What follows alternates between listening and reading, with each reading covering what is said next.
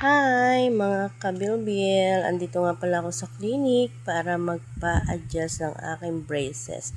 Ayan, namimili ako ng kulay. Ang sabi ko kay Doc kung may kulay gray, ang sabi ni Doc meron daw.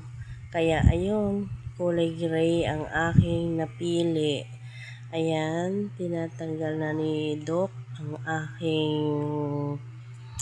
goma sa aking ngipin. Kaya kung gusto nyo magpa-brace, dito lang kayo sa Naiya magpa-brace. Maganda ang kanilang pag-aasikaso sa mga patient nila. Kaya kung ako sa inyo, dito na kayo. At ano nga pala, sa mga nagpapalagay ng brace na DIY, huwag kayong magpalagay ng brace sa mga DIY na hindi naman totoong doktor. Kasi masisira lang ang ngipin ninyo. Halip na gaganda ang inyong ngipin ay hindi. Eto nga, aanuhin na ni Doc ang aking ngipin, kanyang lilinisin. Nilinisan muna niya bago niya lagyan ng goma yung aking mga brace. Ganyan dito. Hindi kagaya ng yung DIY, lalagyan lang kayo, wala nang linis-linis, kaya yung mga ngipin ay nagkakanda sira, nagkakaroon ng bulok, at yung mga tartar na andun pa rin, hindi natatanggal.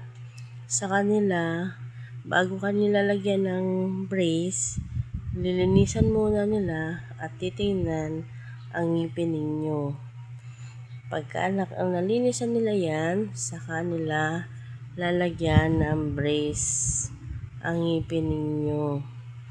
Tinatanong nga pala ako ni Doc kung ginagamit ko pa daw yung aking goma. Ayan, tinignan niya kung pantay ang aking ngipin.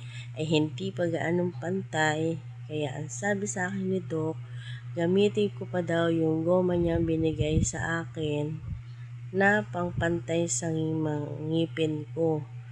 Eh hindi pa gaanong pantay, kaya pinalalagyan pa uli niya sa akin. Tinatanong niya kung madami pa. Ang sabi ko naman, opo, madami pa. Ngayon, nabanggit nga pala niya sa akin yung pinapapasta kong ngipin sa kanya na aking ipapasta na daw ulit. Kasi nung pinapasta ko yun sa kanya, temporary lang ang ginawa niyang pasta sa aking ngipin dahil nakita siya sa aking ngipin na malalim na.